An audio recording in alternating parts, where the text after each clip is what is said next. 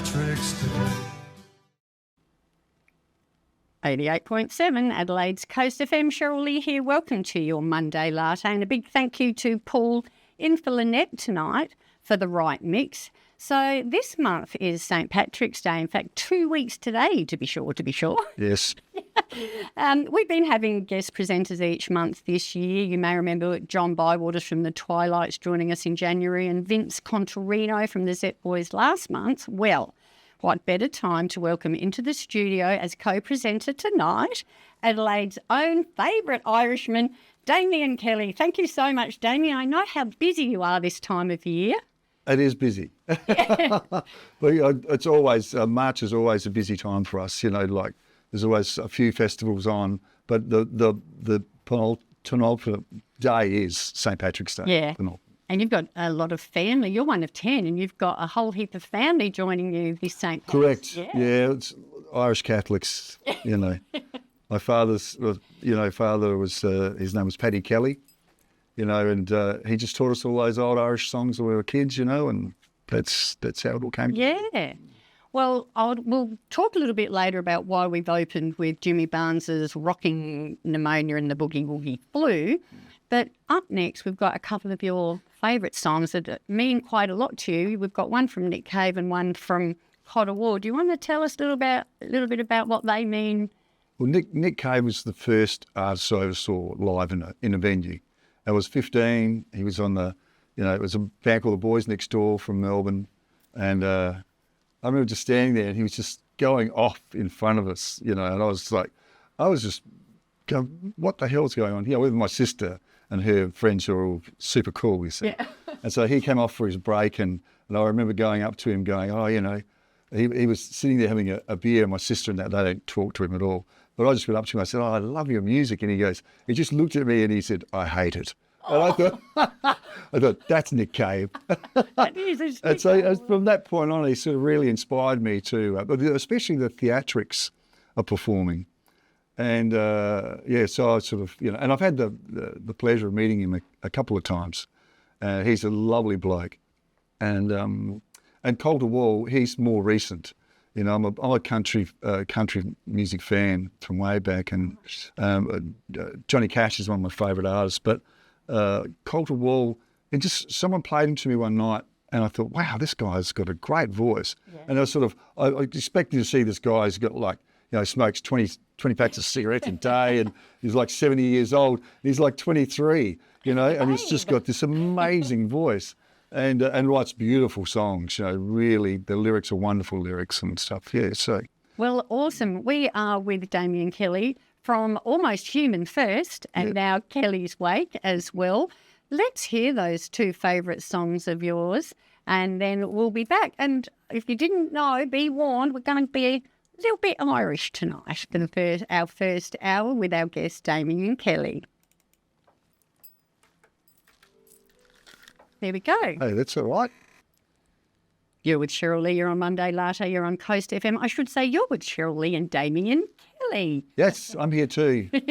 So we just heard two of Damien's favourite songs. Before we talk about two other special songs of yours and play them, you guys, we said March is a very busy time for you, being St. Pat's month and all. Yeah. Yeah, and you guys have got a performing with a few. Yeah, we're just going to do... maybe play a few songs at the Gov, on St. Paddy's Day. Yeah. A few pints of porter. And a few. And get people singing along. It's always lovely to have people sing old songs. And it's funny because people seem to sort of know the words, or at least they know they can sort of hum along and stuff like that. But it's funny, I think it's innate in everybody when they hear something in their childhood or early on. They'll always carry that or have it in them somewhere, that melody. Yes. And you find a lot of people, they just start singing a melody out of nowhere, anyway. And, that's why nostalgia is a very powerful thing, and that's why we can remember every single word from every single song in the 80s, but we don't know why we walked into the kitchen. Yeah, exactly. Now, we've got a couple more of your favourite songs to play.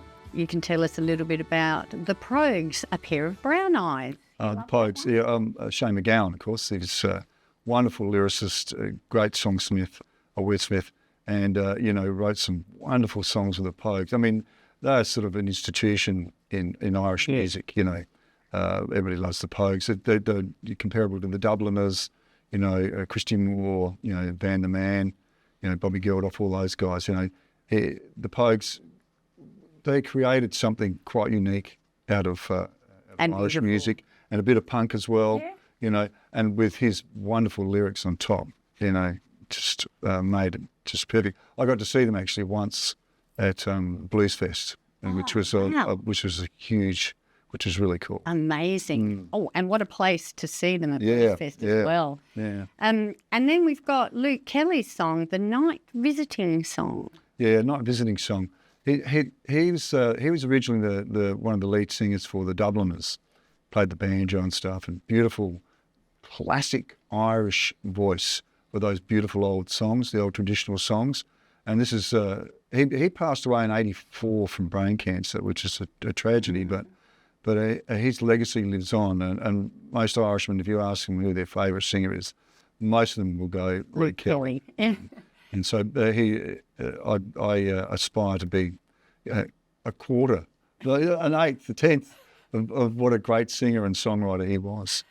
Yeah, the Irish music, it's just always so, even sometimes when the lyrics may be a little bit dark, the tune and the fiddle and everything, it's still pretty uplifting. Brings a lot of joy. Brings a lot of joy to a lot of people. And it's funny because it's sort of initially, when I started playing in the Irish stuff, because I did it because Mum and Dad had taught us all those songs when we were kids. So for me it's sort of second nature. We used to all dance around, play musical chairs, and Dad used to play, the Irish washerwoman and all the reels on the piano, and we would be running around the chairs and doing stuff like that. So for us it was just like part of growing up. Well, I've had the pleasure of being to quite a few Kelly's Wayke gigs, including a couple of times when you and your band have kindly donated your time and talent to entertain us at our Support Act fundraiser. Thank you very much, by the way. And I just cannot get over how happy everybody seems to be all the time. Let's listen to these two, A Pair of Brown Eyes by the Pogues, and then the Night Visiting song, Luke Kelly. There we go. Cool.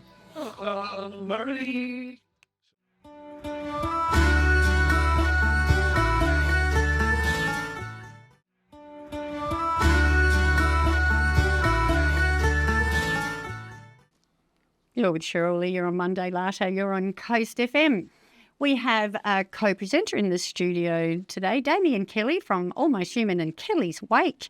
And we're going to play an Akadaka song next because I know you did some driving, didn't you? And they were one of your first driving gigs, apart from, opening for them for Blow Up Your Video. Yeah. So I was in Almost Human at the time. We're trying to get the AC/DC support. And I was working for a company called Starstruck, which was owned by Gary Van Egmond. He was promoting them. And so I gave them all our stuff, and they said, look, no, they gave it to the Party Boys instead. Anyway, he said, but I'll give you a gig on the, on the show. I said, oh, okay. They said, you'll be driving stuff. I said, oh, okay. So I rang up the tour manager, and he said, okay. I pulled up in this 12-seater bus, and there was two limos there for the band, and then there was me in this 12-seater bus, and the tour manager said to me, he said, right, we're going to chuck all the bags in once the band leaves in the limos, he said, we'll chuck all the bags in and you just follow us to the hotel. I thought, yeah, no worries, I'm in. Well, I was excited anyway, it's AC/DC. Anyway, so I'm sitting there, and there's all this commotion and people and cameras and stuff going on, and then the door slides open and Angus got in. And he said, cool, he said a driver with long hair. I thought, oh, okay. And then the whole band got in. I thought, okay. And then the tour manager he said, go, just slammed the door. I said, okay. And I just drove off with the whole band in there. It was really good, but, it was very exciting. But the funny thing was, I was put up with the lights, you're looking at cars around, you go, look who's in the back, look who's in the back. Because it's just a 12-seater bus, so no one's even paying attention, not even paying attention to what's going on. But, so that was pretty exciting. And then that was out at Globe Derby Park. Right. So that was when they had the riots and pushed over the fence and everything. That was pretty full on. And then Yeah, and then I ended up a few years later, Trevor Hunt, who was the local rep for Van Egmonds, and he rang me up and said, "Do you guys want to open for AC/DC There you go. at the entertainment centre?" And we did 2 nights with them. Yeah. So it was pretty exciting. Yeah, step up Oh man, it was from driving to opening act. Yeah, so because you're a musician, firstly, and to driving them's great, but to actually play and open for a band and at that stage they were probably the biggest band in the world. Yeah. So for us it was or for me anyway, it was great. Well done. Well, let's have some Akadaka now, shall we? Let's do it. I think you chose Touch Too Much. Cool. Great song. Good job. Cool. You're with Cheryl and Damien. Kelly, you're on Monday Latte. You're on Coast FM. That was Almost Humans, Full of Flight. Now, from Almost Human, Damien, to Kelly's Wayke, that must have been a bit of a journey. Tell us about that. Oh, okay. Well, Almost Human was we were all friends from a very early age, about 17, 18. And that was sort of like the new wave of British heavy metal coming through, like your Judas Priests and the Iron Maidens and stuff like that. And we were sort of, we liked AC/DC and Status Quo, but with all this new British heavy metal, that sort of influenced the band, and it sort of thrust us into. We sort of became the pioneers of heavy metal in Adelaide at that time, and then we started to get people coming from interstate to see the band. From Melbourne and Sydney and stuff, and then we started touring Melbourne, Sydney, and Brisbane, and then of course we went to New Zealand and stuff. And the band had a top 40 hit back in '87. I think it was in the charts for about 10 weeks, something like that. Amazing, yeah. Well done. Yeah, which was pretty cool. And then since then, and then we opened for we've opened for bands like Cheap Trick a couple of times. We opened for Whitesnake, opened for Judas Priest. Oh, wow. I'm just trying to think other ones. Mick Fleetwood? That was another band that I was in. Yeah, we opened for Billy Thorpe and Mick Fleetwood. Oh, yeah, that was with Big Secret. Band called Big Secret, who also had a top 40 hit. Yeah. So some great successes. Yeah, so it has. I've enjoyed some success in that regard, yeah. And then of course Almost Humans sort of like every now and again, because it was such a big band back in the early '80s and stuff, every now and again we sort of get asked to do these shows, to play again, and I love doing it because we were all original band, so we wrote all the songs and and it's about all our experiences when we were growing up as kids, and a lot of rebellious stuff in there, of course, because we were sort of 18 and 19 at the time. Oh, that's your job. Yeah, well, it was pretty much our job, and so that was pretty cool. And then I've just sort of been involved in music. I was driving bands around for 30 years, like you said before, like Akadaka, but, everybody from, I don't know, Whitney Houston to Elton John to Metallica to everybody, the list could go on. I think about 600 or 700 passes, Yeah, I've seen that. Yeah, so. What an amazing collection. Yeah.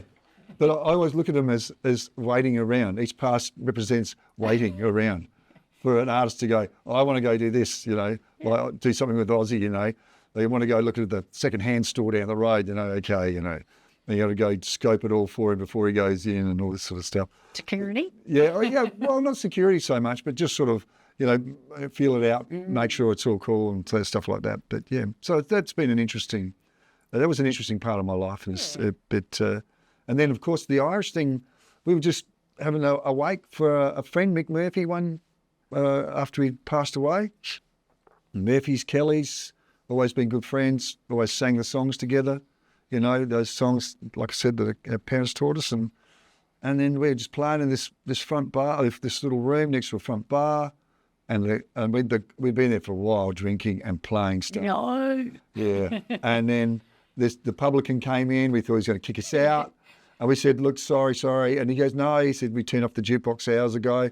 We've been listening to you guys all night and thought, okay. So then I rang Paddy and Brian and that the next day. I said, why don't we put a band together around these old songs, And that's what we did. And it's just sort of gone from strength to strength, really. Absolutely. The rest is history. Let's have one more Almost Human song. How about Freedom Highway? Yep. And then we'll have a couple of your current band, Kelly's Wayke, after that. Sounds great.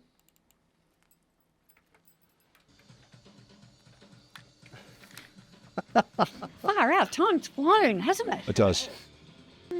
I remember Mark, when we interviewed Kelly's Wayke. They were my very, very first interview on telly ever. We did it in your And the rehearsal room. room. And afterwards, when you just kept singing and and then you think it ended and it started again and then started again. And that's what happens That though. was so much fun. It's so insane. A little clip in your driveway. Yeah. After the interview. Yeah. But that's the funny thing about Irish stuff, Like when you start singing it, you sort of start singing it and then you do a verse and a chorus and a verse and a chorus, a verse and chorus, and then we expect it to finish. And then there's another verse and another chorus. And there's 20 verses and 20 choruses, you just go, and we go, yeah.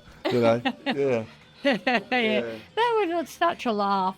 That was great because even though there was a lot of you, you're also such good guys that have made my very first job very easy. Oh, good. Because you're Good. easy to talk to. 40 seconds, we're just going to put your mic on and you'll just say that. Okay.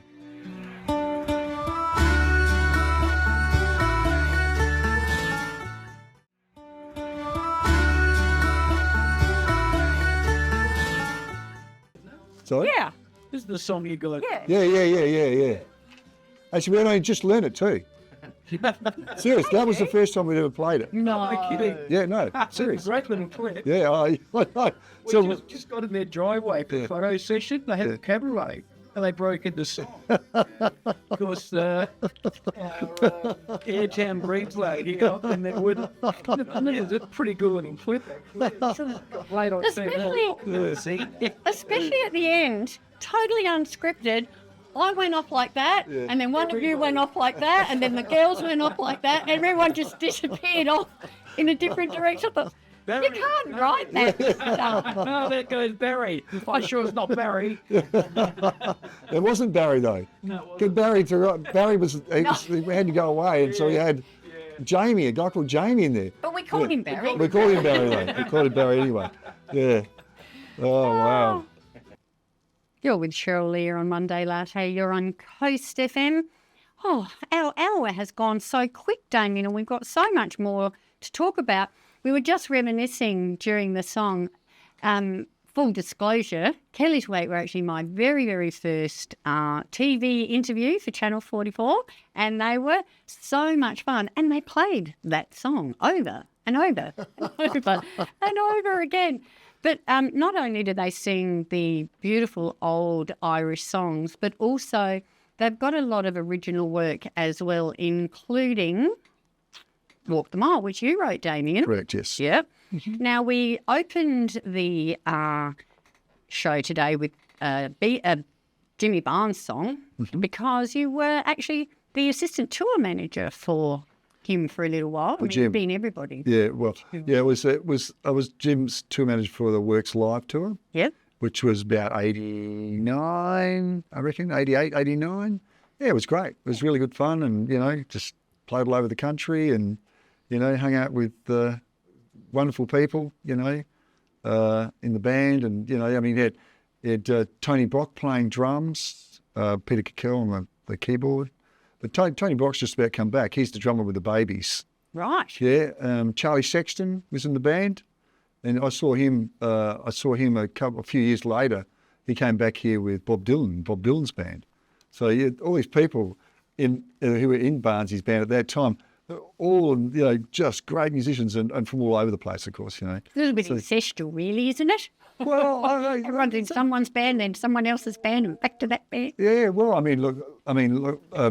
Bruce Howard, God bless his, God rest his soul. He was in Barnsley's band for a few years, with Rob Riley, and so he's had some wonderful players along the way with him, He has, and it does create a great Australian musical family, I think. Yeah, everybody's sort of connected to everybody like a real family. Oh, absolutely, yeah. And and when you do see people, it's great because you can sort of reminisce and talk shop.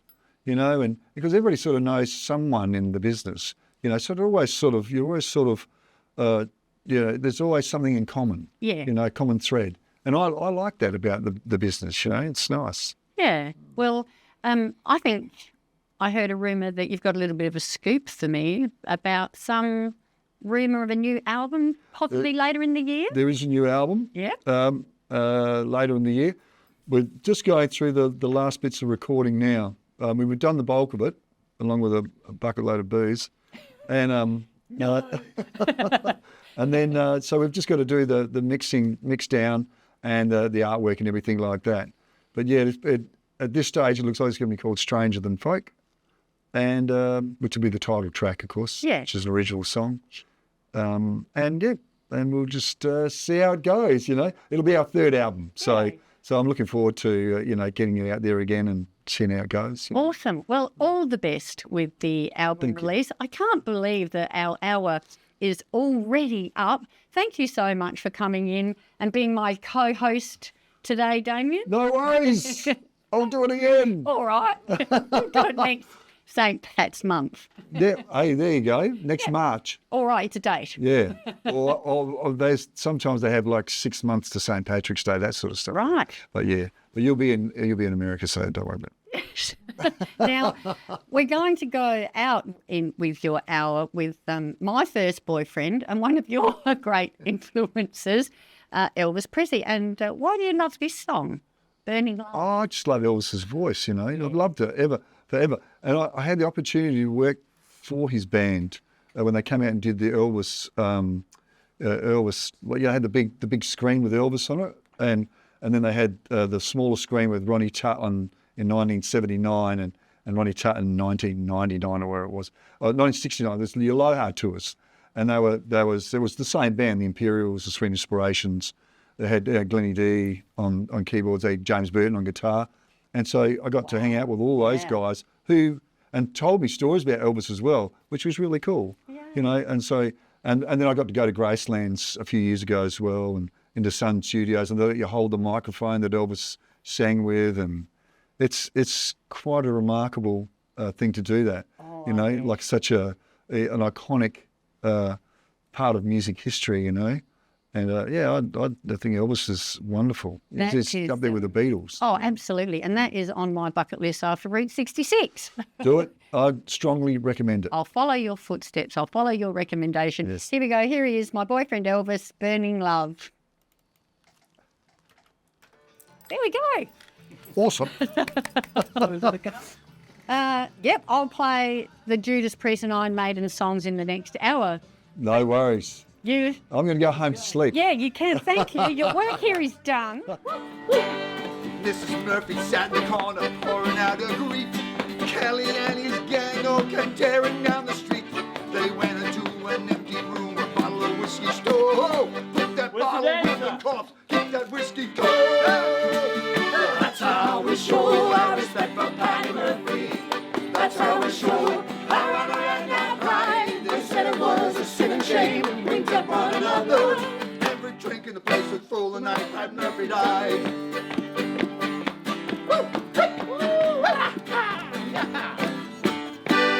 2 o'clock in the morning, after emptying the jug, Joe pulled back the icebox sleeve to see poor Betty's mug. They changed the clock so Mrs. Murphy couldn't tell the time. At 2:15, we argued it was 9. Pulled the house on George Street, outside Jan Gant's saloon. We all went in at 8:30, staggered out at noon. We went up to the graveyard, so holy and sublime. Only when we got there, we left the corpse behind. That's how we show our respect for Patty Murphy. That's how we show our honor and our pride. They said it was a sin and shame, winked at one another. Every drink in the place was full the night Pat Murphy died. Woo! Yeah! Let's go! Yeah!